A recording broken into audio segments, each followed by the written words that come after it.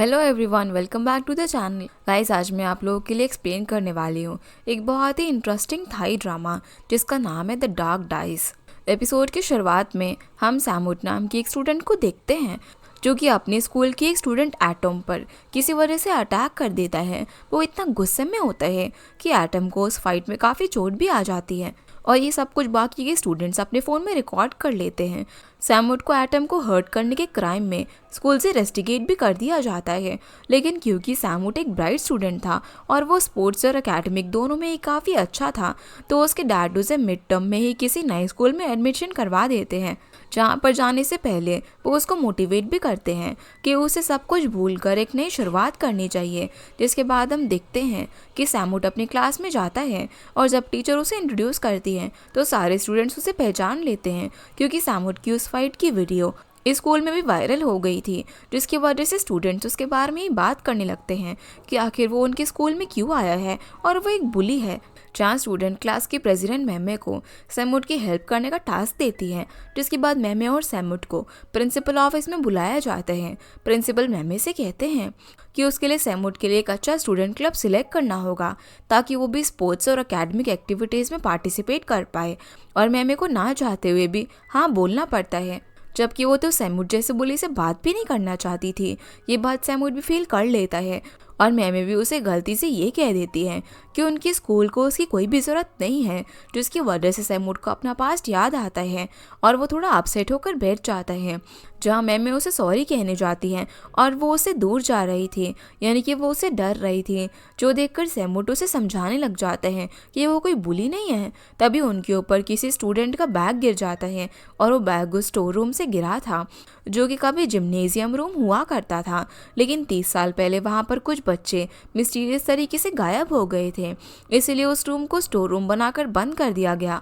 जब मैमे वो bag check करती हैं तो बैग उसके क्लासमेट काइन का होता है और दोनों उसे बचाने के लिए जल्दी से स्टोर रूम में चले जाते हैं, जहाँ पर डॉन और बेंज नाम की दो स्टूडेंट काइन को एक कबर्ड में बंद करके उसे परेशान कर रहे थे। तभी सैमुट और मैमे आकर उन्हें बचा लेते हैं, जिसकी वजह से मैमे काइन को उनकी कंप्लेंट करने को बोलती है, पर काइन उन दोनों से डरा हुआ था, वो मना कर देता है। तभी बेंज और डॉन की आर्ग्यूमेंट सैमुट से हो जाती है। सैमुट उन दोनों से लड़ाई नहीं करना चाहता था क्योंकि उसे अपनी पास्ट मिस्टेक रिपीट नहीं करनी थी, लेकिन तभी उन दोनों के बीच फाइट हो जाती है, जिस बीच वो लोग वहाँ पर पड़े एक बॉक्स को नीचे गिरा देते हैं। उस बॉक्स के अंदर असल में एक टाइप का डाइस होता है, जिसके नीचे गिरते ही उसमें बना स्टार एक आई में चेंज हो जाता है और पूरा स्टोर रूम एक अर्थक्वेक के साथ अंधेरे में बदल जाता है। जिसके बाद जब वो लोग कुछ देख पाते हैं तो वो किसी मिस्टीरियस जगह पर होते हैं और पांचों के अलावा वहाँ पर दो और भी स्टूडेंट्स थे। वो दोनों थे मार्क और पाई, जो कि स्टोर रूम में एक क्लोजेट में छुपे हुए थे और उस क्लोजेट से सीधा उस जगह पर आ गए। तभी वहाँ पर एक अनाउंसमेंट होती है और उन लोगों को देहुटी नाम की गेम में वेलकम किया जाता है। अजीब बात यह थी कि गेम मास्टर 8 प्लेयर्स का वेलकम करते हैं, जबकि वो तो सिर्फ 7 ही स्टूडेंट्स थे, जिसकी वजह से वो लोग वहाँ पर बने डोर्स को चेक करने लग जाते हैं और ये देखकर सरप्राइज हो जाते हैं कि वो सारे डोर्स आपस में कनेक्टेड थे। वो जिस भी दरवाजे से अंदर जा रहे थे वापस से उसी रूम से बाहर भी निकल रहे थे जहाँ पर वो लोग पहले से ही मौजूद थे। तभी उन्हें एक और डोर के पीछे ओम नाम की स्टूडेंट मिलती है। अब ना ही कोई उसे जानता था और ना ही ओम को होश आने पर ये याद था कि वो यहाँ पर कैसे आई, जबकि वो भी उनके स्कूल की ही थी। जिसके बाद गेम शुरू होता है। उन सभी को एक एक रूम चूज़ करना था और एक बार रूम चूज़ करने के बाद वो ना ही रूम को छोड़ सकते थे और ना ही कोई और उनके रूम में आ सकता था। जिसके बाद उन लोगों को वहाँ पर बने बॉक्स के ऊपर हाथ रखने के लिए कहा जाता है। ये करते ही उन लोगों को एज ए डिटेक्टिव असाइन करा जाता है। अब उन डिटेक्टिव्स को 1995 में हुई एक स्टूडेंट की मर्डर मिस्ट्री को सॉल्व करने का टास्क दिया जाता है। उन्हें उस स्टूडेंट की डेड बॉडी को स्कूल के अंदर ढूंढना था और वो लोग स्पेशल कॉइन्स की मदद से क्लू भी मांग सकते थे, लेकिन हर डिटेक्टिव के पास बस 3 ही कॉइन्स होने वाले थे, जिससे कि वो उस विक्टिम की स्पिरिट से क्लू मांग सकते थे और उन्हें बस यही पूछने की परमिशन थी कि क्या जिस क्लासरूम में वो है वहाँ पर बॉडी है या फिर नहीं, या फिर उस क्लासरूम की डायरेक्शन जहाँ पर विक्टिम की डेड बॉडी छुपी हुई हो सकती है और ये टास्क उन्हें पूरा करना था सिर्फ 1 घंटे में, जहाँ पर सही आंसर देने वाले डिटेक्टिव्स गेम से बाहर जा सकते थे और जो सही जवाब नहीं दे पाया उसे विक्टिम की स्पिरिट पनिश करने वाली थी। पनिशमेंट थी गेम के अंदर ही ट्रैप रहना, जो सुनकर वो लोग थोड़े डर जाते हैं। जिसके बाद उनके दरवाजे अनलॉक होते हैं और बाहर आते ही वो दरवाजे भी गायब हो गए थे। वो लोग अब स्कूल में पहुंच जाते हैं जहाँ पर उन्हें विक्टिम्स को ढूंढना था। स्कूल को देखकर वो समझ जाते हैं कि वो 2025 में नहीं बल्कि 1995 में है, जब वो विक्टिम गायब हुई थी और वहाँ से निकलने का भी एक ही रास्ता था। इसीलिए वो अपना टास्क कंप्लीट करने में लग जाते हैं। उनके सामने थी स्कूल बिल्डिंग, जो कि विक्टिम की बॉडी की लोकेशन थी, और उस बिल्डिंग के हर फ्लोर पर 4 क्लासरूम थे। यानी कि अगर वो लोग अपने कॉइन्स यूज़ भी करते तो एक टाइम पर उनके कॉइन्स ख़त्म हो जाते और बॉडी मिलने के चांसेस कम थे। लेकिन तभी काइन को एक आइडिया आता है और वो ये कहता है कि उन्हें रूम्स को एलिमिनेट कर देना चाहिए, जिसके लिए सबसे पहले 4 प्लेयर्स नीचे वाले फ्लोर पर जाएंगे और हर एक क्लासरूम में हर प्लेयर अपना एक कॉइन यूज़ करके ये पूछेगा कि क्या उनके ऊपर वाले किसी भी रूम में डेड बॉडी है। उसके बाद बाकी के 4 प्लेयर्स हर फ्लोर के फर्स्ट रूम में जाएंगे और कॉइन की हेल्प से पूछेंगे क्या उनके फ्लोर पर किसी भी रूम में बॉडी है, जिससे ये होगा कि उन सबके पास मैक्सिमम कॉइन्स बचे रहेंगे और वो गलत रूम को एलिमिनेट करके सही रूम सिलेक्ट करके बच जाएंगे। जिसके बाद वो लोग एक एक फ्लोर पर चले जाते हैं और रूम में जाने के बाद उनके सामने उन्हें एक टेलीफोन दिखता है, जिससे कि वो क्लू ले सकते थे। सभी एक एक करके क्लू लेकर बाहर आ जाते हैं, लेकिन उनमें से पाई अपना कॉइन वेस्ट कर देती है क्योंकि वो टेलीफोन पर विक्टिम के चिल्लाने की आवाज़ सुनकर डर गई थी। वो लोग अब डिस्कस करते हैं कि मेमे की रूम की जो लाइट थी वो फ्लिकर होकर ग्रीन हुई थी और उसे अपने ऊपर वाले फ्लोर पर डेड बॉडी दिखी थी। यही बेंस भी बताते हैं कि वो भी जिस रूम में था उसकी लाइट भी ग्रीन हुई थी और उसे डायरेक्शन पता चल चुका था कि बॉडी किस रूम में हो सकती है, जबकि बाकी प्लेयर्स की रूम की लाइट रेड हुई थी। अब काइन उन दोनों के क्लू से वो क्लासरूम पता लगा लेता है जहाँ पर डेड बॉडी थी। मेमे अंदर जाकर फाइनल आंसर देने जाती है, पर सरप्राइजिंगली उसका आंसर गलत था। यानी कि उनमें से किसी ने झूठ बोला था और क्लूज को खराब करने की कोशिश की थी। जो चीज़ सैमुड भी नोटिस कर लेता है, वो उन सभी को ये बताता है कि ज़रूर उन लोगों में से ही किसी ने झूठ बोला है। जिसके बाद हम देखते हैं कि उन डिटेक्टिव्स के बीच में जो स्पाई था वो बेंस था। उसे उन लोगों से अलग टास्क मिला था, जो कि ये था कि उसे डिटेक्टिव्स को बॉडी मिलने से रोकना था। और यही वजह थी कि बेंस उन लोगों को गलत क्लू दे रहा था, लेकिन ये बात डिटेक्टिव्स को पता नहीं होती। इसलिए उन सभी का शक एक दूसरे पर होता है। वो इस कंक्लूजन पर आते हैं कि या तो मेमी स्पाई है या फिर बेंस, क्योंकि उन दोनों में से किसी एक के गलत आंसर की वजह से ही उन्हें बॉडी नहीं मिली थी। इसीलिए वो उन दोनों के सिलेक्ट किए हुए रूम में जाते हैं और बेंस पहले तो बहुत ज़्यादा डर रहा था, उसके क्लासरूम में जाने से मना कर रहा होता है। पर जब मार्क और वो दोनों क्लासरूम चेक करते हैं तो मेमी का बताया हुआ क्लू गलत निकलता है और बेंस का बताया हुआ क्लू सही निकलता है। लेकिन अभी भी उन्हें बेंस पर ही शक था, क्योंकि मेमी अगर स्पाई होती तो वो खुद आगे बढ़कर डेंजर में क्यों जाती।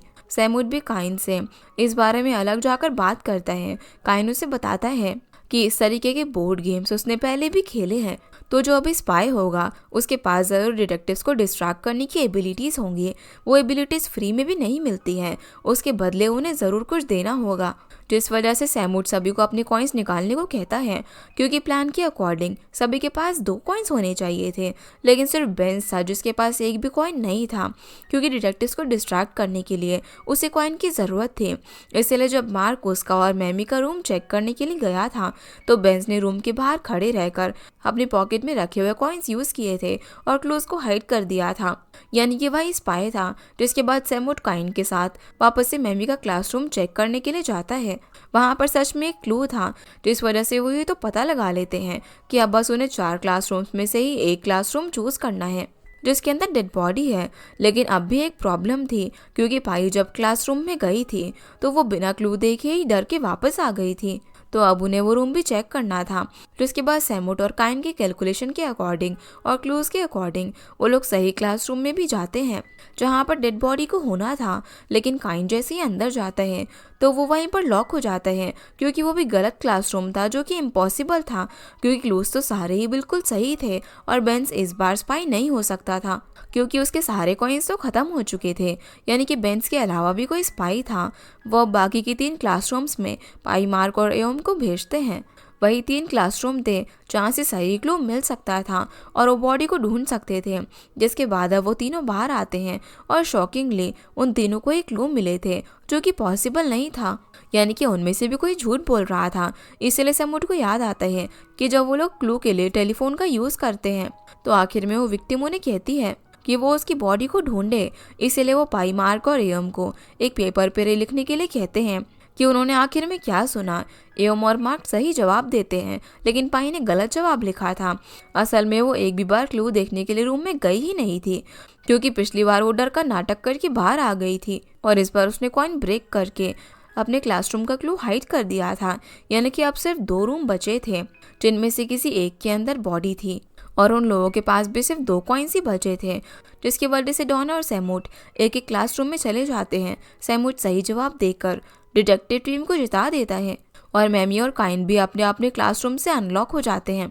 वो सभी मिलकर सैमूट को थैंक्स करते हैं, क्योंकि उसकी स्ट्रैटेजी की वजह से ही वो लोग बच पाए थे, जो देखकर वो काफ़ी खुश होता है, क्योंकि पिछले स्कूल में उसे जो हेट मिलती थी उसके बाद पहली बार कोई उसकी एबिलिटीज़ को थैंक्स कर रहा था, उस पर ट्रस्ट कर रहा था कि वो एक अच्छा इंसान है। वो लोग अब जैसे ही स्कूल से बाहर आते हैं तो जीती हुई टीम के पॉकेट में एक गोल्ड मेडल अपीयर हो जाता है। तभी वहाँ पर स्कूल का सिक्योरिटी गार्ड भी आता है, यानी कि वो वापस से 2025 में प्रेजेंट में पहुँच चुके थे। ये सभी लोग अपने घर चले जाते हैं और सैमूट घर जाकर उस डाइस को चेक करता है जो कि जीतने के बाद उसे क्लासरूम में मिला था। वो इस डहीटी गेम के बारे में रिसर्च करता है। अब अगले दिन सैमूट जब स्कूल जाता है तो अभी भी स्टूडेंट उसे एक बुली की नज़र से देख रहे थे, लेकिन मैमी और काइन उसके फ्रेंड्स बन जाते हैं और मैमी के कहने पर काइन अपने साथ सैमूट को भी अपने साइंस प्रोजेक्ट क्लब में ऐड कर लेता है, जहाँ पर अब सैमूट उसे वो डाइस सिखाता है और उसके बारे में पूछता है। लेकिन तभी वहाँ पर बेंज और डॉन आ जाते हैं, क्योंकि डॉन ने अपना मेडल बाकी स्टूडेंट्स को दिखाया था और उन्हें डाइस गेम के बारे में भी बताया था, लेकिन किसी ने भी उन दोनों पर विश्वास नहीं किया और उन दोनों के क्लासमेट्स उन्हें पागल समझ रहे थे। इसकी वजह से डॉन और बेंस चाहते थे कि वो लोग इस बार अपने क्लासमेट्स के सामने उस गेम में जाए, जिसके लिए वो सैमूट से वो डाइस भी छीन लेते हैं और उसे फ्लोर पर भी फेंक देते हैं। लेकिन वो लोग गेम में नहीं जाते, यानी कि उन्हें एक कंडीशन और सिचुएशन की ज़रूरत थी जिससे कि वो गेम को पहली तरीके से स्टार्ट कर पाए। वो दोनों अब डाइस लेकर वहाँ से चले जाते हैं और अब सैमूट से बात करने के लिए मैमे आती है। वो उसकी जान बचाने के लिए थैंक्स कहती है, साथ ही ये भी बताती है कि वो इतने सालों से स्कूल में है, लेकिन उसने कभी भी एयम को स्कूल में नहीं देखा और उसे डाउट था कि एयम उनके स्कूल की स्टूडेंट नहीं है। तभी मैमी को एक मैसेज आता है, जिसे देखकर वो वहाँ से जल्दी से चली जाती है। तभी सैमूट की नज़र भी एयम पर जाती है, जो कि चुपके से लाइब्रेरी जा रही थी। सैमूट इसके पीछे जाता है और उसे देखकर रोक लेता है कि ज़रूर एयम गेम के बारे में कुछ जानती है, वो स्कूल की भी नहीं है। तभी सैमूट को काइन के नंबर से कॉल आता है, जिस पर बेंस बात कर रहा था।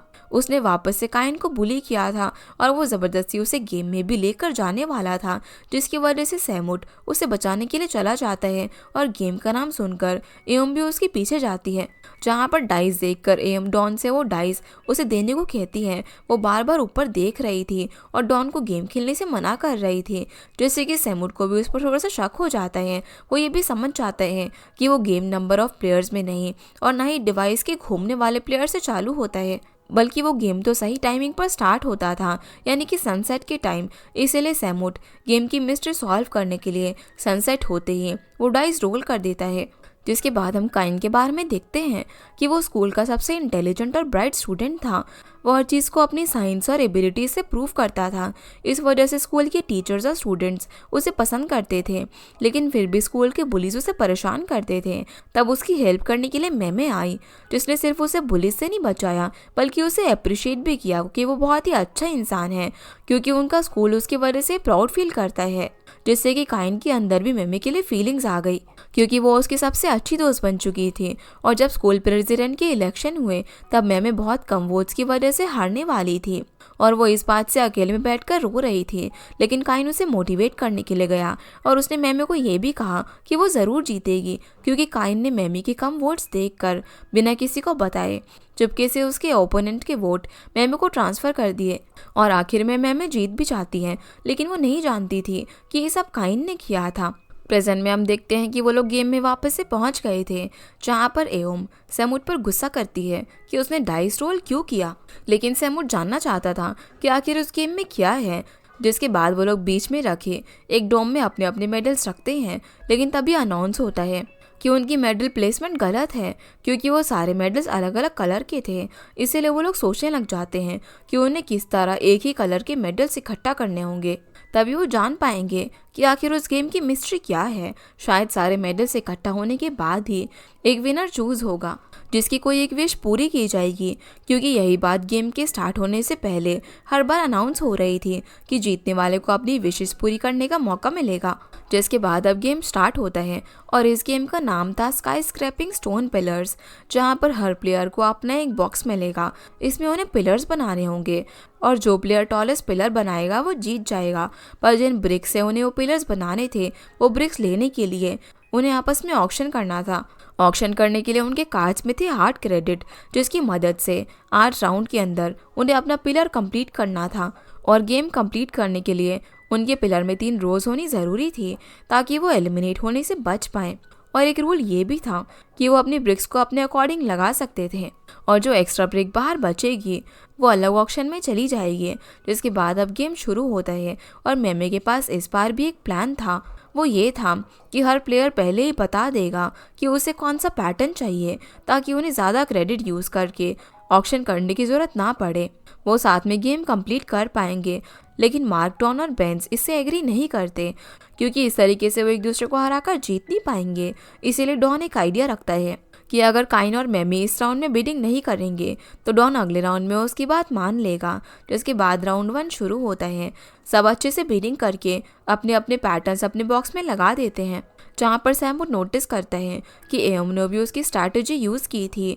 वो थी कि कुछ एक्स्ट्रा ब्रिक्स को एलिमिनेट करने की, जिससे कि ये हुआ था कि एक्स्ट्रा ब्रिक्स के बदले सैमूट और एम दोनों के ही क्रेडिट 1 नंबर से इंक्रीज हुए थे। अब सेकेंड राउंड में डॉन और मार्क मेमी की बातें मानने के लिए हाँ कर देते हैं। वो लोग एक एक पैटर्न सिलेक्ट भी कर लेते हैं। लेकिन जब बीटिंग की बारी आती है तो बेंज और मार्क बिड करके काइन को उस राउंड से एलिमिनेट कर देते हैं, जिसकी वजह से काइन सेकंड राउंड में भी अपनी रो नहीं बना पाता, जिससे मैमी समझ जाती है कि अब उसे सिर्फ काइन की हेल्प करनी है। इस तरीके से वो बाकी 2 राउंड्स में भी उसकी हेल्प करती है और खुद भी सेकंड पोजीशन पर आ गई थी, जिसकी वजह से डॉन और मार्क में लड़ाई हो जाती है। अब डॉन और बेंज दूसरा तरीका यूज़ करते हैं। वो काइन को साइड में बुलाकर धमकी देते हैं कि अगर उसने उनकी हेल्प नहीं की तो मेमी को ये बता देंगे कि वो काइन की वजह से स्कूल प्रेसिडेंट बनी थी, क्योंकि उसने वोट्स ट्रांसफ़र किए थे। ये करते हुए बेंज और डॉन ने उन्हें देख लिया था, जिस वजह से अब काइन को उन दोनों की बात माननी पड़ती है। और वो 2 राउंड्स में किसी तरीके से सैमूट से उसकी बिडिंग जानकर बेंज और डॉन को उनके पैटर्न्स जिता देता है। ऐसा करते करते 6 राउंड कंप्लीट होने तक डॉन, मेमे, सैमूट और एम का गेम कंप्लीट हो जाता है, जहाँ पर सैमूट एम से कहता है कि अब तो वो उस पर गुस्सा नहीं होगी, क्योंकि ये तो सिर्फ एक ईजी गेम था और इसके कोई भी कॉन्सिक्वेंसेस नहीं है। तो एम उसे वार्न करती है, उसे बताती है कि ये कोई नॉर्मल गेम नहीं है, उसे गेम में किसी पर भी ट्रस्ट नहीं करना चाहिए। दूसरी तरफ बेंस का भी गेम कंप्लीट होना बाकी था, जिस पर वो दोनों काइन को ब्लैकमेल करते हैं ताकि वो उनकी हेल्प करे, जिसकी वजह से काइन इस बार फिर सैमूट के पैटर्न्स जानने के लिए उसके पास जाता है। लेकिन इस बार एम की बात याद करके सैमूट समझ गया था कि उसे किसी पर ट्रस्ट नहीं करना है, क्योंकि काइन भी सब कुछ बेंज और डॉन के कहने पर कर रहा था।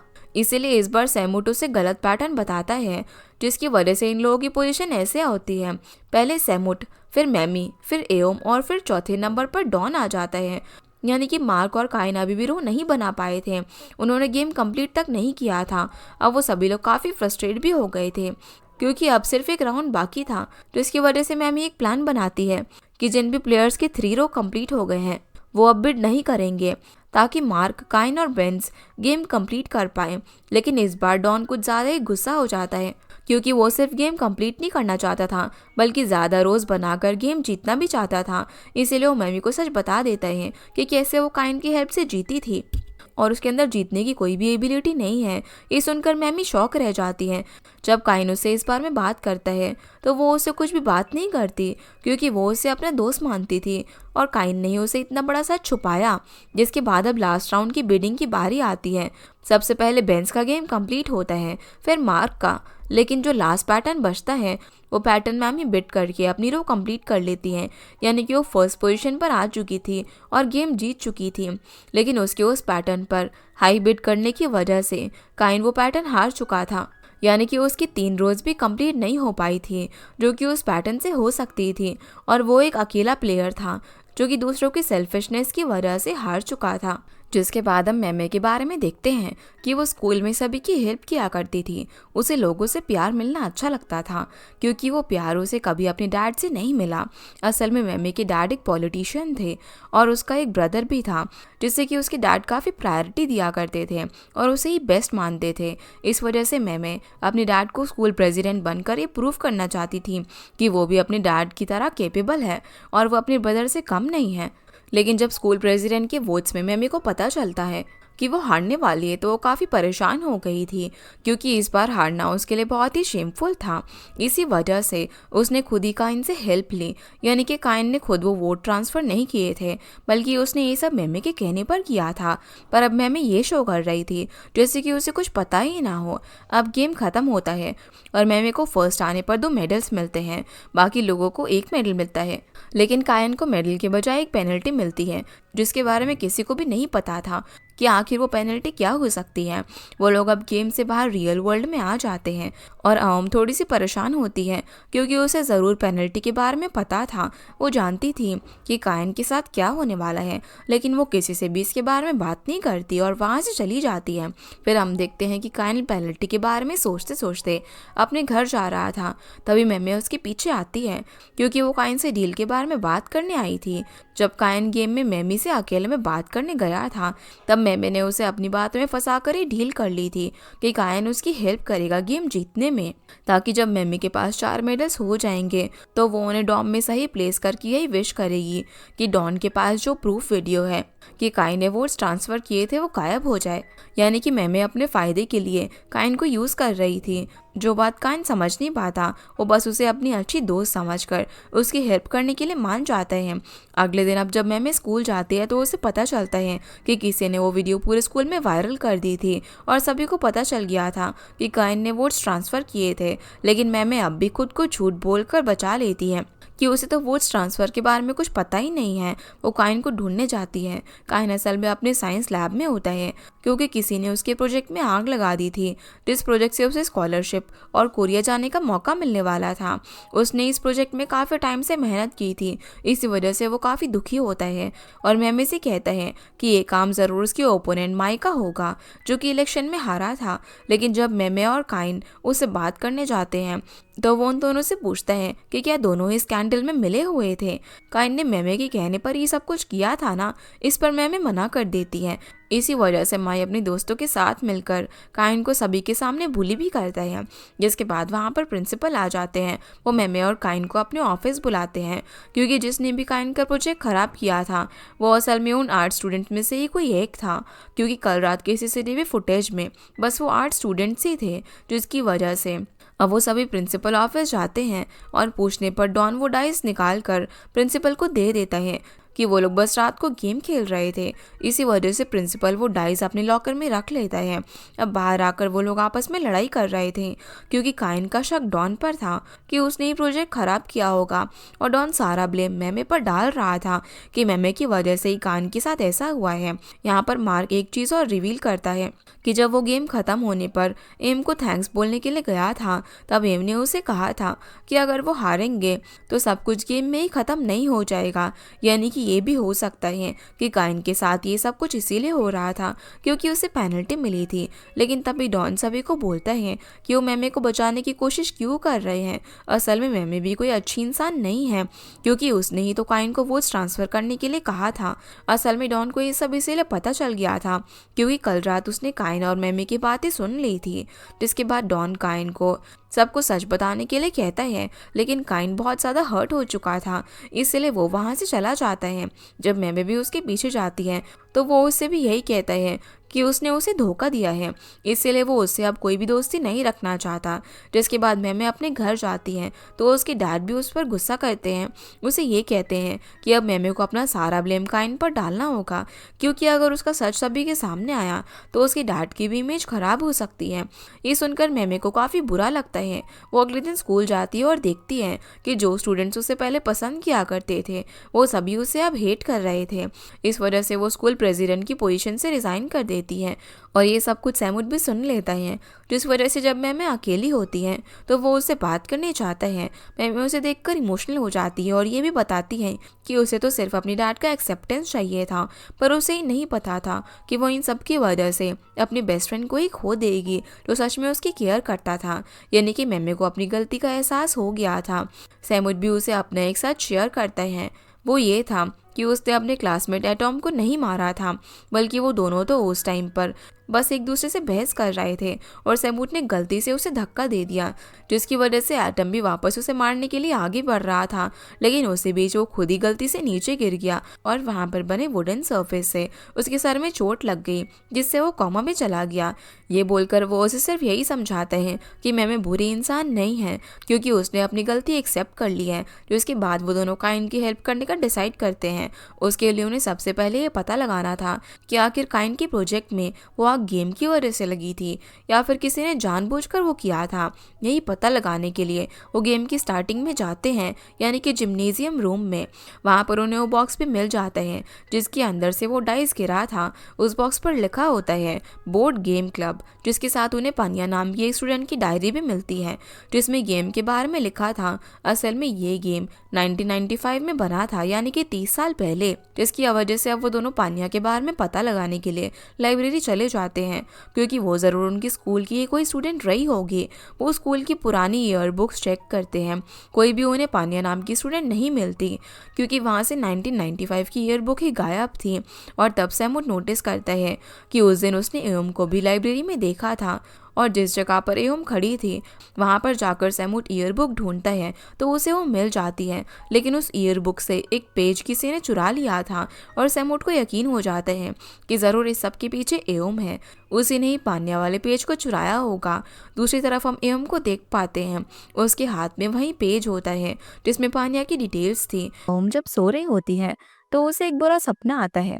असल में ओम और पानिया क्लासमेट्स हुआ करते थे और वो भी अपने ग्रुप के साथ उस गेम में थे जहाँ पर गेम में पानिया को चोट भी लग गई थी। वो सभी एक साथ गेम से बाहर नहीं निकल पा रहे थे क्योंकि पानिया की स्पीड स्लो थी, इसलिए उन्होंने उसको वहीं पर छोड़ने का डिसीजन लिया। जो सब याद करके ओम की नींद खुल जाती है।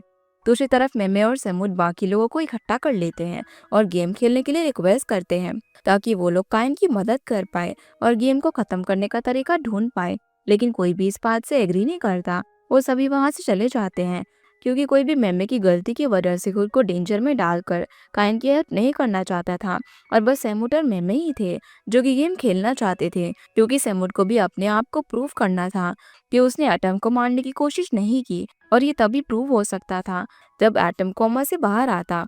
जिसके बाद हम मारो को देखते हैं।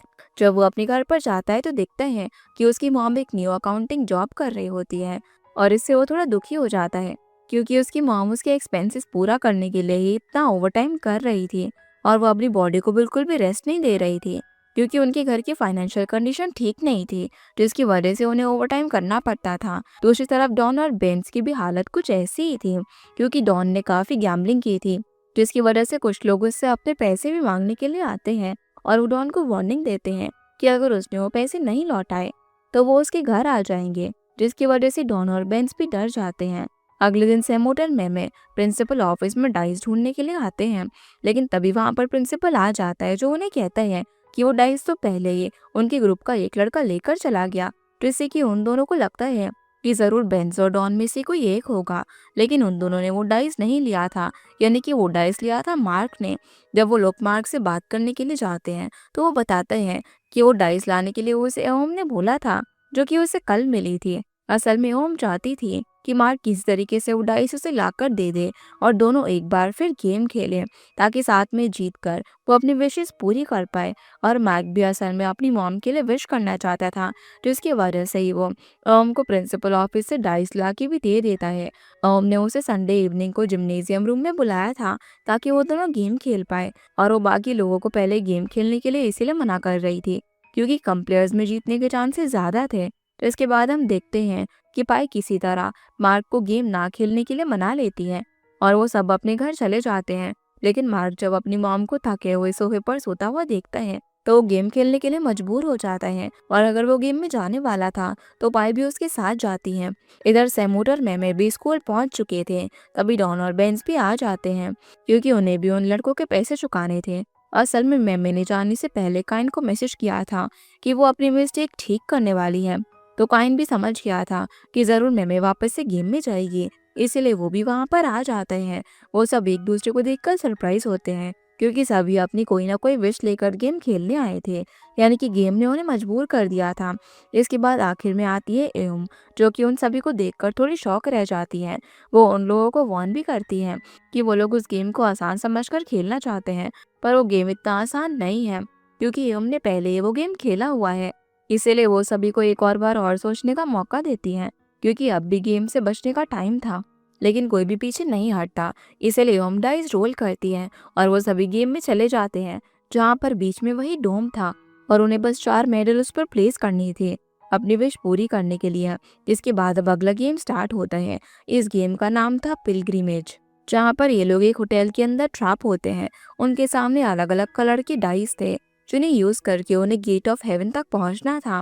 वहां पर पहुंचने वाला फर्स्ट प्लेयर गेम का विनर होगा, जिसके लिए वो सभी अपना डाइस उठा लेते हैं। तभी सैमुट का ध्यान वहां पर बने स्टार्स पर जाता है क्योंकि पहले गेम में 4 स्टार्स थे और इस गेम में 3। इस पर एओम उसे बताती हैं कि वो गेम का डिफिकल्टी लेवल है और भले ये गेम पहले वाले गेम से आसान था, लेकिन इसका मतलब ये नहीं था कि गेम सच में आसान था। अब सबसे पहले सैमुट वहां पर लगे एक ग्लास बॉक्स में डाइस डालता है और उसे नंबर 6 का एक की कार्ड मिलता है, जिसकी मदद से सैमुट वहां पर बने रूम नंबर 6 को अनलॉक कर देता है। उसे देखकर अब बाकी प्लेयर्स भी डाइस रोल करते हैं और इसी तरीके से वो लोग अपने अपने डाइस नंबर के अकॉर्डिंग रूम के अंदर जाते हैं, जहाँ पर उन लोगों के सामने एक और ग्लास बॉक्स था। उसके अंदर कलर बॉल्स भी थी और सामने की वॉल पर उन्हें ये भी दिख रहा था कि बिल्डिंग के कौन से रूम में कितने प्लेयर हैं। इसके बाद अब वो लोग अपने की कार्ड से आगे के रूम में बढ़ते हैं जहाँ पर सैमुटर में साथ में थे। तो उन्हें उस रूम में एक गेम खेलना पड़ता है। उस गेम में उन्हें एक दूसरे के अगेंस्ट खेलना था। जो भी प्लेयर वहां पर रखे वेट्स को बैलेंस कर देगा वो जीत जाएगा। लेकिन उनके सामने जो वेट्स रखे थे वो साइज के अकॉर्डिंग भारी नहीं होते और ये प्रॉब्लम सैमुट सॉल्व कर देता है। वो कलर के अकॉर्डिंग उन वेट्स को बैलेंस करके ये गेम जीत जाता है, जिसके लिए उसे प्राइज में 2 कॉइन्स मिलते हैं और मेमे को हारने पर 1 कॉइन मिलता है। उन कॉइन्स को देखकर सैमुट समझ जाते हैं कि वो कॉइन सामने रखे हुए उस बॉक्स के लिए हैं, ताकि उन कॉइन्स के यूज से वो कलर बॉल निकाल पाए। और जैसे ही सैमुट अपना कॉइन यूज करता है तो उसे एक बॉल मिलती है जिसके अंदर से एक और डाइस निकलता है। वो दोनों अब रूम से बाहर आते हैं जहाँ पर बाकी प्लेयर्स भी अपने अपने डाइस के साथ आ गए थे। उन्हें भी अलग अलग मिनी गेम खेलने पर ही डाइस मिले थे, जिसके साथ ही बेंच के पास एक लेडर डाइस था। जैसे ही वो अपना लेडर डाइस और नॉर्मल डाइस को बॉक्स में रोल करता है तो उसे एक लेडर कार्ड और एक न्यू की कार्ड मिलता है, यानी कि उसे बाकी प्लेयर से फास्ट खेलने का चांस मिल रहा था क्योंकि उसके पास लेडर कार्ड था।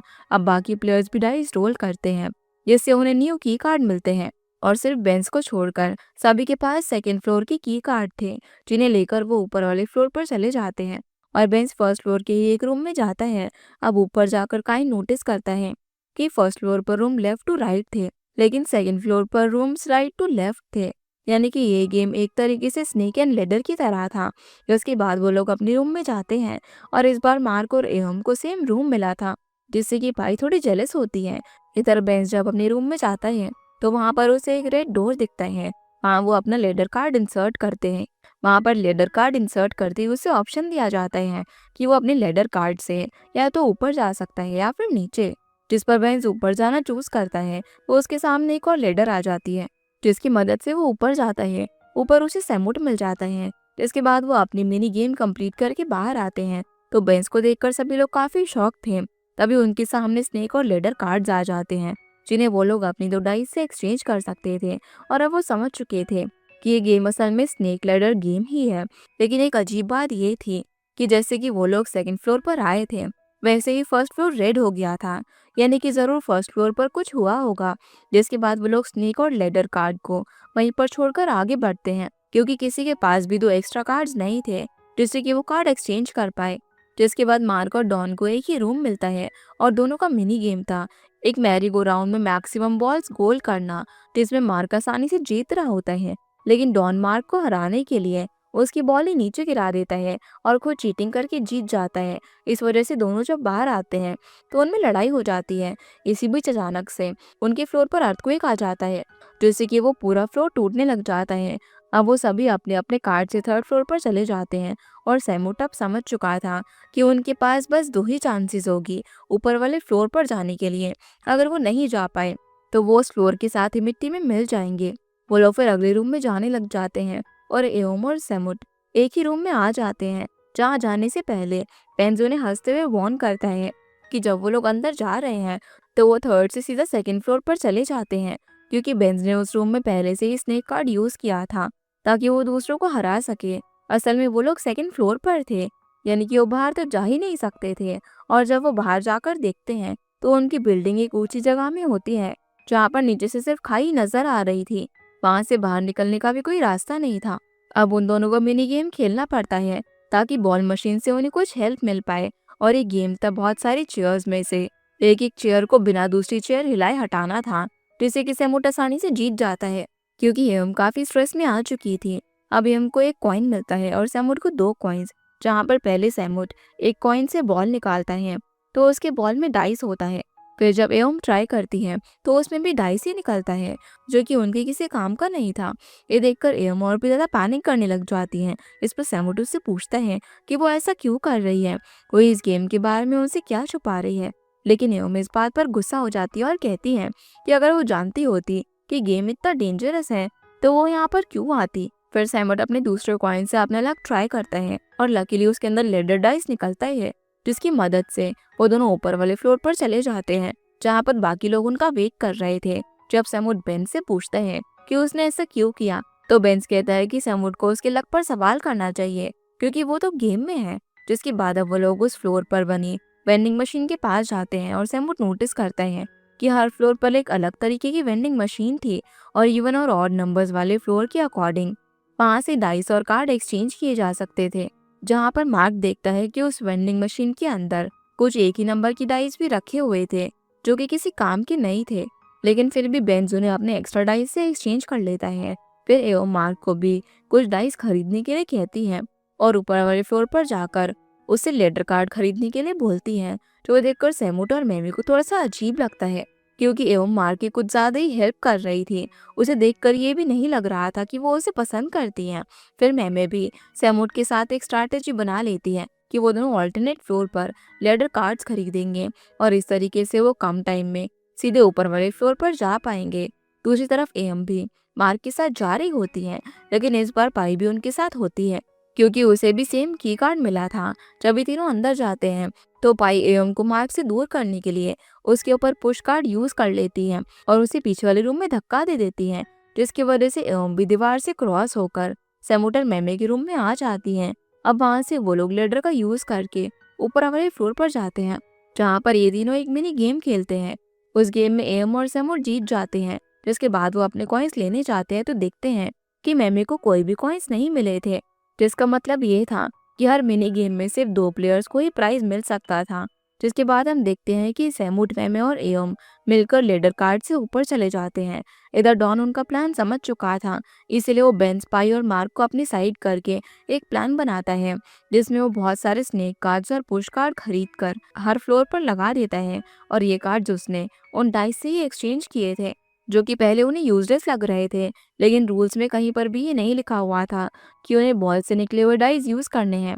जिसकी वजह से सैमुट और मैमे उसके प्लान में फंस जाते हैं और दोनों स्नेक कार्ड की वजह से नीचे वाले फ्लोर पर आकर गिरते हैं।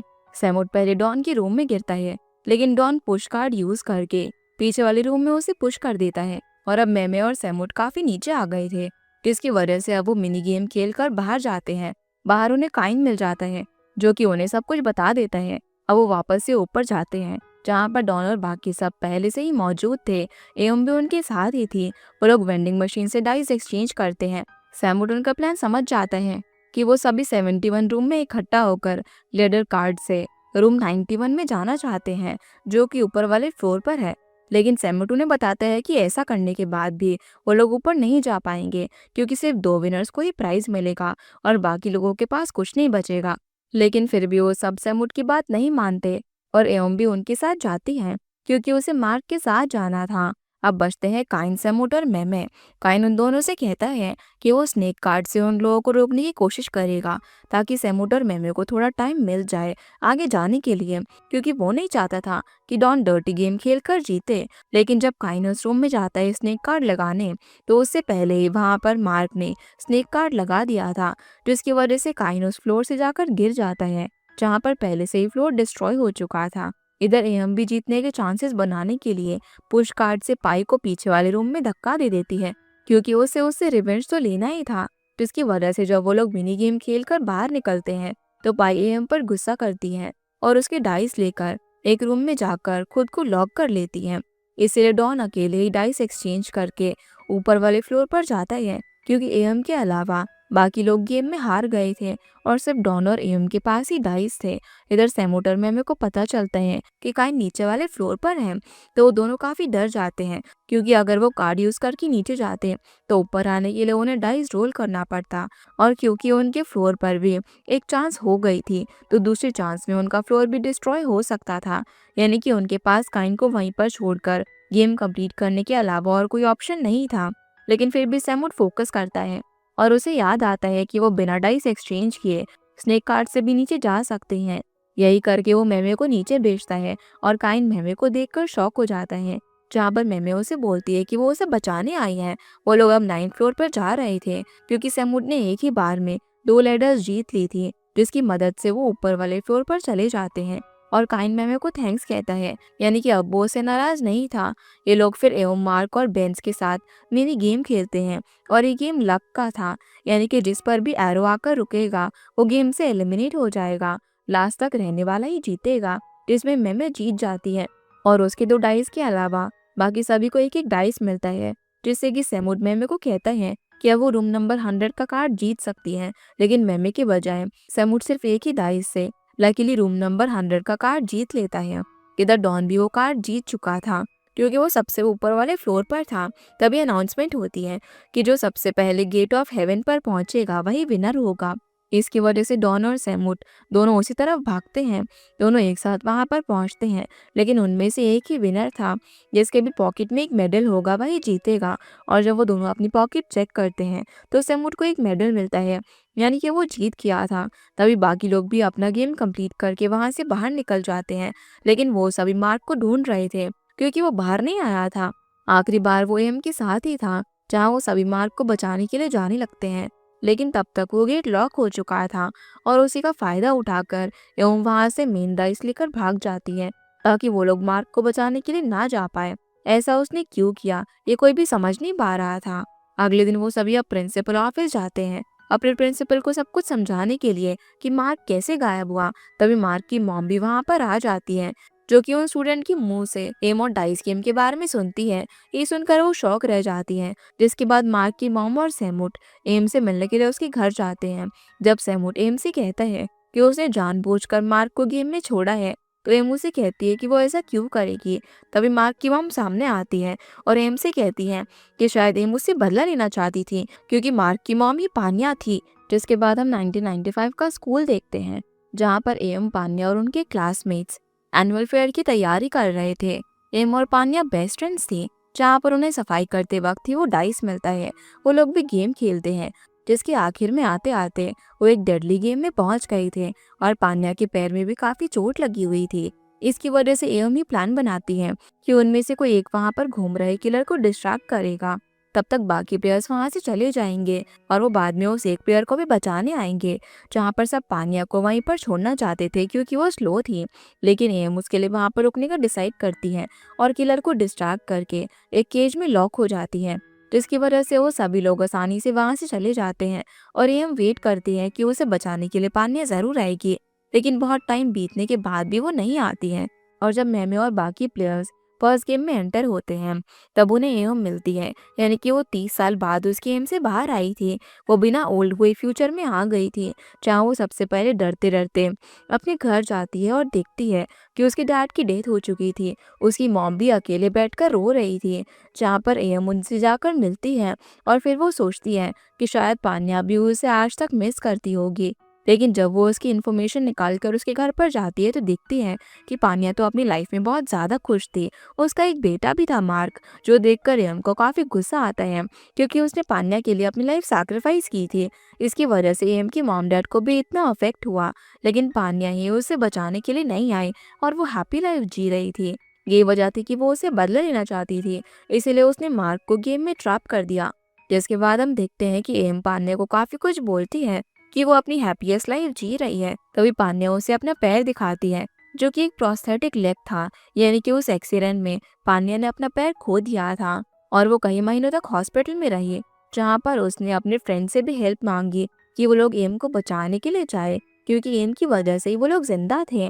पर उसके फ्रेंड्स ने भी हेल्प करने से मना कर दिया और ये भी बताया कि वो डाइस अपने आप ही गायब हो चुका है, जिसकी वजह से पानिया खुद भी एम को बचाने के लिए नहीं जा पाई और एम को खोए हुए 10 साल हो गए, जहाँ पर उसकी मॉम अब भी उसके मिसिंग पेपर्स लोगों को दे रही थी। तब पानिया ने डिसाइड किया कि वो एम को ढूंढना बंद कर देगी और उसकी मॉम का ख्याल रखेगी, जिसके लिए उसने अपनी नई लाइफ भी स्टार्ट करी और उससे अपना नाम भी चेंज कर लिया ताकि कोई भी उसे गेम को लेकर परेशान ना करे। अब ये सुनकर एम को भी थोड़ा रियलाइज होता है कि उसने मार्क के साथ ठीक नहीं किया, इसलिए वो पांडे को वो डाइस दे देती है और कहती है कि शायद मार्क जिंदा नहीं होगा, लेकिन सेमुटो से समझाता है कि अगर एम इतने टाइम बाद भी गेम से जिंदा वापस आ सकती है तो मार्क भी बिल्कुल ठीक ही होगा। अब सेमुट भी प्लेयर्स को सब कुछ बता देता है और वो लोग डिसाइड करते हैं कि वो मार्क को बचाने के लिए जरूर जाएंगे। तो इसके लिए वो बेंस और डॉन को भी मैसेज करते हैं और बेंस गेम में जाना चाहता था क्योंकि उनकी वजह से ही मार्क गेम में हारा था, तो वो मर्डरर की टैग के साथ जीना नहीं चाहता, लेकिन डॉन उसे मना कर देता है। तभी डॉन को उन गैम्बलर्स का मैसेज आता है, जो देखकर डॉन भी वापस से गेम पे जाने के लिए मान जाता है और अब सैमुट एम से मिलने के लिए जाता है, जहाँ पर वो उसे एक गिफ्ट बॉक्स देता है। असल में वो गिफ्ट बॉक्स पानिया ने ही भेजा था, जहाँ पर सैमुट उसे ये भी समझाता है कि एम जरूर सही डिसीजन लेगी, क्योंकि उसे पता है कि एम ऐसी लड़की नहीं है जो कि रिवेंज के लिए इतना कुछ करे। फिर एम अंदर जाती है, वो गिफ्ट बॉक्स खोलती है जिसके अंदर एक वॉकमैन और एक लेटर था। एम को याद आता है कि एक बार उसने और पानिया ने प्रॉमिस किया था कि जब वो लोग गेम जीत जाएंगे तो एम एक वॉकमैन विश करेगी, लेकिन एम के खो जाने के बाद पानिया हमेशा गिल्ट में रही। वो चाहती थी कि वो एम को वॉकमैन गिफ्ट करे, इसीलिए वो उसको आज एक गिफ्ट दे रही थी और पानिया की तो सिर्फ एक ही विश थी कि वो हमेशा एम के साथ रहना चाहती थी, जो पढ़कर वो काफी इमोशनल हो जाती है और गेम में पानिया की हेल्प करने का डिसाइड करती है। वो लोग अब स्टोर रूम में मिलते हैं, गेम खत्म करने के लिए डाइस रोल करते हैं। इस बार उनकी गेम लोकेशन थी एक अम्यूजमेंट पार्क, जहाँ पर उन्हें एक अलग तरीके का सूट पहनने के लिए दिया जाता है। ये गेम 4 स्टार लेवल का था, यानी कि ये गेम काफी ज्यादा डिफिकल्ट था। अब गेम के रूल्स बताए जाते हैं। गेम के नाम थे एस्केप आउट, जहाँ पर उन प्लेयर्स को बाहर निकलने के लिए कीज और गेट्स ढूंढने थे और हर एक गेट की एक अलग की थी जिसको गार्ड कर रहे थे सोल कीपर्स। अगर कोई भी प्लेयर सोल कीपर के हाथ लग गया तो उस प्लेयर की सोल को एक टेस्ट सेंटर में ट्रैप किया जाएगा। अगर एक से ज्यादा सोल वहां पर ट्रैप हुई तो उनके बीच एक साइकोलॉजिकल गेम खेला जाएगा, तो इसमें जीतने वाला बाहर आ जाएगा और हारने वाले की सोल वहीं पर ट्रैप हो जाएगी। उसी टेस्ट सेंटर में वो लोग मार्क को भी देखते हैं। इसके बाद अब गेम शुरू होता है। ये गेम उन्हें टाइम लिमिट में खेलना था। वो लोग एम्यूजमेंट पार्क का मैप देखते हैं। उस मैप में 7 जोन्स थे जहाँ पर कीज और गेट्स हो सकते थे। इसके लिए वो लोग अलग अलग होकर ढूंढना शुरू करते हैं। तब उन्हें पहली की मिलती है, जो कि एक बॉक्स में लॉक थी। उस बॉक्स को डिकोड करने के लिए उन्हें एक पजल सॉल्व करना था, जो असल में डायरेक्शन से रिलेटेड था। तब सैमुट अपनी पॉकेट से एक कंपास निकालता है, जो कि उसे ड्रेस के साथ में मिला था। उस कंपास की हेल्प से वो लोग वहां पर बने डायनासोर की डायरेक्शन देखकर उनकी डिग्री पता कर लेते हैं और उनको डिवाइड करके वो बॉक्स पे डिकोड कर लेते हैं। सैमुट फिर उन सभी को अपनी पॉकेट चेक करने के लिए बोलते हैं, क्योंकि हर एक के पास अलग अलग हेल्पिंग आइटम था। जैसे कि पाई के पास एक विसल थी और एम के पास एक रेड क्लॉथ। अब सैमुट उन सभी को 2 टीम्स बनाकर अलग अलग जोन्स में जाने के लिए कहता है और वो मेमे को फर्स्ट की भी दे देता है, जो देखकर एम सैमुट से अकेले में पूछती है कि अगर मेमे ने उसे धोखा दिया तो वो क्या करेगा, और वो नहीं मानती कि सभी वहां पर मार्क को बचाने ही आए थे। इस पर सैमुट उसे बताता है कि उसे मेमे पर ट्रस्ट है। फिर वो एक मैरी गो राउंड के पास जाते हैं। वहां पर उनके सामने एक स्क्रीन थी, जहां पर उन्हें टिक टैक टो खेलना था। और वो भी उन हॉर्सेस के साथ जिसमें वो लोग जीत जाते हैं और उन्हें एक और की मिलती है। इधर काइन, पाई और मैमे साथ में एक गेम खेलते हैं जिसमें काइन की वॉच से वो लोग एक टाइम पजल सॉल्व करते हैं। उस गेम में उनके सामने बहुत सारे रोमन नंबर्स थे जिन्हें वो वॉच के टाइम के अकॉर्डिंग प्रेस करते हैं और लास्ट में जो नंबर्स उनके पास बचते हैं वही उनका कोड था, जिससे कि उन्हें तीसरी की भी मिल जाती है। यानी कि अब बस एक ही की बाकी थी। लेकिन तभी सेमूट के ग्रुप पर वही सोल कीपर्स हमला कर देते हैं जिन्होंने एनिमल्स की कॉस्ट्यूम पहन रखी थी। वो बेंस को शॉक देकर बेहोश भी कर देते हैं, लेकिन डॉन और सेमूट किस तरीके से उसे बचाकर भाग जाते हैं। जिसके बाद एम दूसरे ग्रुप को वार्न करने के लिए जाती है और उन्हें बचाने के चक्कर में वो सोल कीपर्स एम को ही पकड़ लेते हैं, उसे टेस्ट सेंटर में बंद कर देते हैं, जो कि स्क्रीन पर भी क्लियरली दिखाई दे रहा था। वो सोल कीपर्स उन दोनों का टेस्ट स्टार्ट करते हैं, जहाँ पर एक स्मोक के बाद एम पहले की तरह डार्कनेस में अकेली पड़ जाती है। वहाँ की स्मोक की वजह से एम और मार्क को हेलुसिनेशन होते हैं। एम को दिखाई देता है कि सभी लोग उसे गेम में छोड़कर जा रहे हैं। तभी उसके सामने एक और एम आती है। वो उसे एक पिल लेने के लिए कहती है जिससे ये एम की सारी प्रॉब्लम सॉल्व हो जाएगी। लेकिन असल में तो ये एक गेम प्लान था। एम इसमें फंस कर वो पिल लेने ही वाली थी, लेकिन तभी उसके सामने सेमूट आ जाता है जो उसे बचाने आया था। इधर मार्क को भी यही दिख रहा था कि एम और सेमूट मिलकर उसे गेम में ट्रैप करना चाहते हैं, जिसकी वजह से वो सेमूट से फाइट भी करने लग जाता है। लेकिन तभी वहां पर सोल कीपर्स आ जाते हैं और वो एम को शॉक दे देते हैं, जिससे कि सेमूट एम को वहां से भागने के लिए कहता है। वो खुद वहीं पर रह जाता है। बाहर आकर एम को मैमे मिल जाती है, जिसके बाद ये लोग स्क्रीन पर देखते हैं कि अब सेमूट और मार्क का टेस्ट लिया जाता है, जहाँ पर सेमूट को सामने अपना बेस्ट फ्रेंड एटम नजर आता है, जो कि उसे वही पिल ऑफर कर रहा था। लेकिन वो उसे नहीं लेता क्योंकि एम ने उसे पहले ही बता दिया था कि उसे उस टेस्ट सेंटर में हेलुसिनेशन होंगे। लेकिन जब सेमूट रियल वर्ल्ड में आता है तो देखता है कि मार्क ने वो पिल खाली होती है। इसकी वजह से उसकी सोल वहीं पर ट्रैप हो जाती है। इधर बाहर एम और मैमे डिसाइड करते हैं कि वो सेमूट को बचाने के लिए जाएंगे, क्योंकि वो गेम में गिव अप करने वालों में से नहीं था और उन्हें सेमूट की ज़रूरत थी। जिसके लिए सबसे पहले वो लोग उन सोल कीपर्स को डिस्ट्रैक्ट करते हैं और फिर काइन और एम जाकर सेमूट और मार्क को बाहर निकाल देते हैं। वो एक जगह पर इकट्ठा होकर बच जाते हैं, जिसके बाद सेमूट उन सभी को वार्न करता है कि अगर वो लोग गलती से भी टेस्ट सेंटर चले गए तो उन्हें वो रेड पिल किसी भी हालत में नहीं खानी है।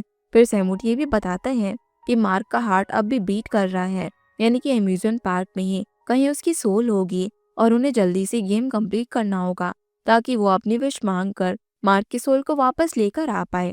जिसके लिए वो लोग अब दो ग्रुप्स में जाकर की और गेट्स ढूंढने लग जाते हैं। सभी को एक एक करके कीज मिल जाती हैं और कीज के साथ वो लोग अपने लास्ट जोन पर इकट्ठा होते हैं, जहाँ पर 6 गेट्स बने हुए थे और वो उन कीज से अनलॉक भी हो रही थी। पर कंडीशन सिर्फ इतनी थी कि एक गेट से सिर्फ एक ही सोल एग्जिस्ट हो सकती थी, यानी कि सिर्फ 6 प्लेयर ही एग्जिस्ट कर सकते थे और वो 8 प्लेयर्स थे, जिनमें से पाई और मार्क अब भी बाहर ही थे।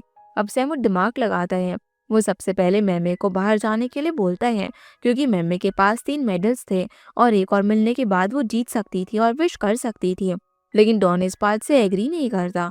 वो सैमुट को ब्लेम कर रहा था कि वो लीडर बनकर सिर्फ खुद के फायदे के लिए खेल रहा है, लेकिन बाकी के प्लेयर्स उसका साथ देते हैं। वो लोग सैमुट के प्लान से एग्री करते हैं, जिसकी वजह से डॉन को भी एग्री करना पड़ता है। तभी सैमुट एक और बात सोचता है कि मार्क के अंदर अभी कोई सोल नहीं है, यानी कि वो मैमे के साथ बाहर जा सकता था। और ऐसा ही होता है, जिससे कि मार्क और मैमे एग्जिट कर देते हैं। अब उनके पास 5 गेट्स थे और वो 6 प्लेयर्स थे। इस पर सैमुट एक प्लान बनाता है कि उनमें से कोई 2 लोग टेस्ट सेंटर जाएंगे और एक प्लेयर पिल लेगा ताकि उसकी सोल भी ट्रैप हो जाए और उसकी बॉडी को बाहर निकाला जा सके, जो कि काफी मुश्किल डिसीजन था। लेकिन फिर भी सैमुट अपना ही नाम आगे करता है कि वो पिल खाएगा। ये देखकर ये इमोशनल हो जाती है, क्योंकि उसने भी ऐसा ही कदम उठाया था। इसलिए वो सैमुट के साथ जाने के लिए एग्री कर देती है। अब वो दोनों सोल कीपर्स का वेट कर रहे थे और सैमुट एम से कहता है कि उसके पास जो रेड क्लॉथ है उसे एम अपने फेस को कवर करके स्मोक से बच सकती है ताकि वो गेम जल्दी खत्म कर सके। सैमुट उसे ये भी पूछता है कि उसने उसके साथ आने का क्यों डिसाइड किया, तो एम उसे बताती है कि पहले उसे लगता था कि कोई भी इंसान ट्रस्ट करने के लायक नहीं है, क्योंकि उसे गेम में धोखा मिला था। लेकिन जब वो सैमुट से मिली तो उसे इतनी बार उसकी जान बचाई, जिससे कि एम का माइंड चेंज हो गया। जहाँ वो ये भी कहती है कि अगर उसे विश करने का मौका मिले तो उसकी एक ही विश होगी कि वो टाइम को चेंज कर पाए और उस टाइम खुद को गेम खेलने से रोक पाए। जो सुनकर सैमुट उससे कहता है कि अगर एम ऐसा करेगी तो बहुत ही बुरा होगा। क्योंकि फिर सैमुट भी एम से मिल नहीं पाएगा। तभी वहाँ पर सोल कीपर्स भी आ जाते हैं और ये दोनों उनके साथ चले जाते हैं, जहाँ पर अब टेस्ट शुरू होता है। सैमुट को एम सामने नजर आती है, जो कि उसे पिल दे रही थी, और गेम का प्लान था कि दोनों ही पिल खा लेंगे। लेकिन सैमुट ये पहचान जाता है कि एम को पिल कहाँ से मिल सकती है, इसीलिए वो उसे खाने से रुक जाता है। तभी उसे एम भी नजर आती है, जिसने वो पिल खा ली थी। इसीलिए अब सैमुट एम के साथ वहां से भागता है और उन सभी के पीछे सोल कीपर्स लग गए थे। वो लोग किस तरीके से लास्ट जोन में पहुंच जाते हैं और वो सभी गेट को बंद रखने की कोशिश कर रहे थे, लेकिन वो सोल कीपर्स गेट खोल देते हैं। इसीलिए बेन, सैमुट और डॉन आखिरी में एक ही काउंट में वहां से भाग जाते हैं। वो सभी उस गेम से ही बाहर निकल जाते हैं और काफी ज्यादा खुश थे। जिसके बाद उनका ध्यान जाता है एम और मार्क पर, क्योंकि उनकी सोल अब भी वहीं पर थी। तभी वहां पर अनाउंस होता है कि गेम कंप्लीट करने पर उन सभी को एक मेडल मिल रहा है, यानी कि सैमुट और मेमे के पास 4 मेडल्स थे। जहां पर अब सैमुट अपने मेडल्स प्लेस करके विश करती है कि गेम में जिसकी भी सोल ट्रैप्ड है वो बाहर आ जाए, और ये विश पूरी भी हो जाती है, क्योंकि एम और मार्क होश में आ जाते हैं। अब वो लोग वहां से जाने लगते हैं, पर तभी एक अनाउंसमेंट होती है कि गेम ओवर हो चुका है। इसके साथ ही वहां पर एक तेज लाइट अपेयर होती है और वो लोग स्टोर रूम में पहुंच जाते हैं। उनके सामने वो डाइस भी अपने आप ही टूटकर गायब हो जाता है, यानी कि सिर्फ सैमुट को ये विश करने का मौका मिला था, और असल में ये ठीक भी था, क्योंकि कम से कम उन लोगों की जान तो बच गई थी। अब वो सभी लोग टेंशन फ्री होकर अपने घर चले जाते हैं। अगले दिन सैमुट अब स्कूल जाता है और सब कुछ इस तरीके से नॉर्मल हो गया था, जैसे ये कभी कुछ हुआ ही ना हो। लेकिन अंदर ही अंदर वो लोग जानते थे कि वो लोग किस प्रॉब्लम से बाहर निकले हैं, और उन सभी ने इस गेम से ये भी सीखा था कि उनकी प्रॉब्लम्स कितनी छोटी है, जबकि उन्होंने उन प्रॉब्लम से भी बड़ी चीज़ों को एनकाउंटर किया है। फिर सैमुट स्कूल में एम को भी देखता है। वो उससे बात करने के लिए जाते हैं कि क्या वो स्कूल में एडमिशन लेने आई है। इस पर एम कहती है कि उसे स्कूल के अलावा बहुत कुछ करना है, और उनमें से एक था वो गेम वापस खेलना। सैमुट पूछते हैं कि वो तो कभी इस गेम में वापस नहीं आना चाहती थी, तो एम उसे कहती है कि शायद ऐसा एम चाहती थी। इसका मतलब ये था कि एम के अंदर अब उसकी सोल नहीं थी, क्योंकि लास्ट में सैमुट ने यही विश करा था कि उस गेम में जो भी सोल है वो वापस से उन बॉडीज में आ जाए, जिसकी वजह से कोई और सोल एम के अंदर आ गई थी, और एम तो अब भी गेम के अंदर ट्रैप थी। जो चीज सैमुट समझ पाता, उससे पहले ही फेक एम उसे डाइस देकर वहां से चली जाती है। अब सैमुट सनसेट को देखता है और साथ में डाइस को भी, यानी कि वो एम को बचाने के लिए जरूर जाने वाला था। लेकिन फिलहाल के लिए ड्रामा तो यहीं पर खत्म हो जाता है और एम अगले सीजन तक उस गेम के अंदर ही ट्रैप हो जाती है। तो गाइस, ये थी आज की वीडियो, एंड आई होप आप लोगों को ये वीडियो पसंद आई होगी। तो इस वीडियो को लाइक कर चैनल को सब्सक्राइब जरूर कीजिएगा। आपसे फिर मिलते हैं अगले इंटरेस्टिंग ड्रामा में। तब तक के लिए गुड बाय।